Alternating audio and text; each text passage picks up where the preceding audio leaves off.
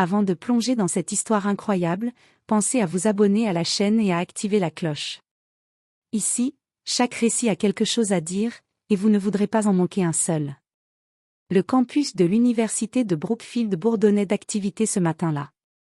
Les feuilles d'automne tourbillonnaient autour des bâtiments en briques rouges, et les étudiants se pressaient dans les couloirs, riant et discutant de leurs cours. Mais dans une salle silencieuse du 3e étage, une scène qui allait marquer bien des esprits se préparait. Le docteur Marcus Reynolds, professeur d'histoire reconnu pour sa passion et son intégrité, ajustait calmement ses lunettes avant de commencer son cours. Homme charismatique mais strict, il avait toujours exigé le meilleur de ses étudiants, mais jamais il n'avait été confronté à la cruauté gratuite. C'est alors que Jason Whitman, l'un des étudiants les plus arrogants et populaires du campus, entra dans la salle avec ses amis. Sans aucune raison, il se mit à se moquer de la voix du professeur, de ses gestes, et même de sa tenue. Les rires des complices résonnaient dans la salle, brisant la concentration des autres étudiants. Le docteur Reynolds leva les yeux, impassible, laissant la colère bouillonner sous sa surface calme. Il savait que ce moment n'était pas seulement une attaque contre lui, mais une leçon qu'il devrait enseigner d'une manière que Jason et ses amis n'oublieraient jamais. Ce jour-là, l'arrogance allait rencontrer l'intelligence et la patience, et ceux qui pensaient dominer le professeur allaient bientôt regretter leur comportement. Le cours de 9 heures battait son plein. Les feuilles d'automne tourbillonnaient encore à l'extérieur, mais à l'intérieur, l'air était chargé de tension. Le docteur Marcus Reynolds écrivait calmement quelques dates importantes au tableau lorsqu'un rire moqueur interrompit son discours. Jason Whitman, accompagné de ses 2 amis les plus bruyants, entra dans la salle avec l'air de quelqu'un qui possède tout le campus. Il lança un commentaire sarcastique sur le projet en cours, et ses amis éclatèrent de rire. « Sérieusement, professeur ? Vous attendez encore que nous lisions ces vieux textes poussiéreux ?» lança Jason, un sourire arrogant sur le visage.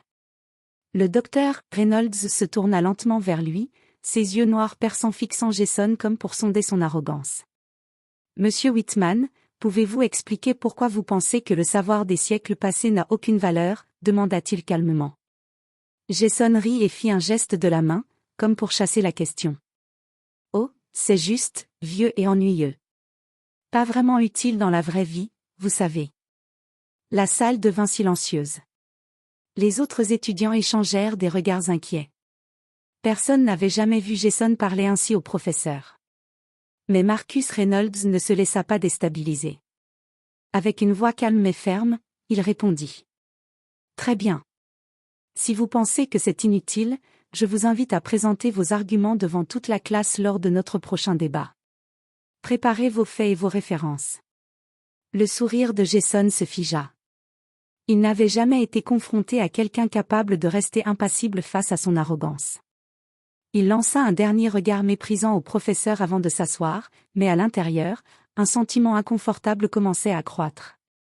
Marcus Reynolds reprit son cours comme si rien ne s'était passé, mais dans le silence de la salle, une leçon plus grande que tout manuel était sur le point de commencer. Jason et ses amis venaient d'initier une bataille dont ils ne sortiraient pas vainqueurs. Les jours suivants, Jason et ses amis continuaient à se moquer du professeur dans les couloirs et à faire des remarques sarcastiques en classe.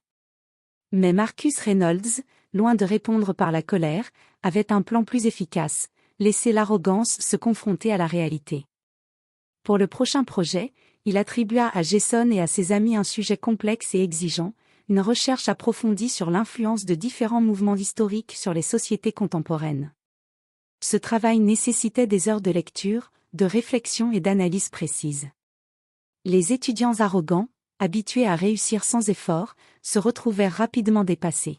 « Vous allez travailler en équipe », annonça calmement le professeur, « et chacun sera évalué individuellement. Les résultats refléteront vos compétences réelles, pas vos talents pour intimider ou détourner l'attention. » Le choc fut immédiat. Jason, habitué à que tout le monde le suive sans discuter, découvrit que ses amis étaient tout aussi incapables que lui de produire un travail sérieux. Les débats qui suivirent au sein du groupe furent chaotiques, critiques, désaccords, frustrations, tout ce qu'ils avaient ignoré jusque-là surgissait avec force. Chaque séance avec le professeur était un rappel silencieux, il ne suffisait pas d'être arrogant pour réussir. Marcus Reynolds guidait les autres étudiants, posait des questions précises et évaluait chaque contribution, mais il ne disait jamais une seule parole de reproche aux intimidateurs. Leur propre incompétence se révélait au grand jour. Jason commença à comprendre, mais il refusa encore de le montrer. Il se surprit à passer des nuits blanches, à consulter des livres qu'il n'avait jamais ouverts, à réécrire ses parties du projet plusieurs fois. Pour la première fois, il ressentait le poids de la responsabilité et le goût amer de l'humiliation qui n'était pas infligée par le professeur, mais par lui-même et ses propres choix. La leçon silencieuse du docteur Reynolds venait de commencer. Et Jason allait bientôt découvrir que l'arrogance n'était rien face à l'intelligence, la patience et la discipline. Les semaines passèrent et le chaos régnait toujours dans le groupe de Jason. Chaque réunion de travail se transformait en dispute, chaque séance de recherche en frustration. Les notes commençaient à tomber, et les rires arrogants qui accompagnaient les moqueries envers le professeur s'éteignaient peu à peu. Jason, qui avait toujours cru que son charme et son statut social pouvaient tout compenser, était désormais confronté à la réalité. Ses résultats étaient médiocres. Ses amis, incapables de suivre le rythme, l'accusaient et se retournaient contre lui. Pour la première fois, il se sentit vulnérable, isolé et humilié. Un jour, Marcus Reynolds annonça qu'il allait corriger les projets individuellement.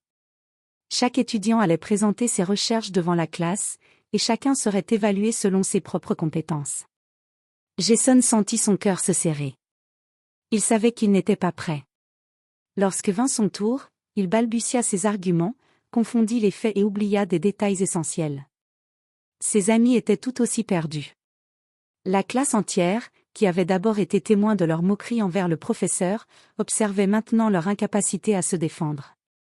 Les murmures se transformèrent en un silence gêné. Marcus Reynolds, debout devant la salle, les regarda calmement. Il ne dit rien de méchant. Il laissa juste ses yeux perçants les traverser, leur faisant comprendre sans un mot que la vraie compétence ne se mesurait pas à la popularité, mais au travail, à la discipline et au respect. Jason sentit une vague de honte l'envahir.